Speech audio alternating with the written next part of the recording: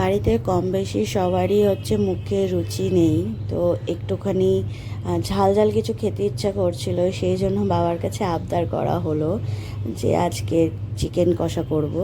আর আমি একটুখানি ভাত করে নিলাম। তো বাবা চিকেন কষা বানিয়ে পাঠিয়ে দিয়েছে। চিকেন কষাটা অসাধারণ, বিশ্বাস করুন। কতদিন পর একটু ঠিকঠাক করে খেলাম, 4-5 দিন তো হয়ে যাবে, তারও বেশি।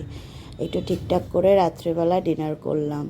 চিকেন কষাটা বাবাকে বলেছিলাম যেহেতু ঝাল ঝাল করে করতে, আর একদম মানে কষা কষা করে করতে, তো অসাধারণভাবে বাবা বানিয়ে দিয়েছে।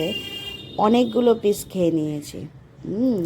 মজা করে খেয়েছি বাড়িতে সবাই মিলে, খুব মজা করে খেয়েছি। টেস্টটা অসাধারণ হয়েছে, দেখে বুঝতেই পারছেন কতটা টেমটিং লাগছে চিকেনটা।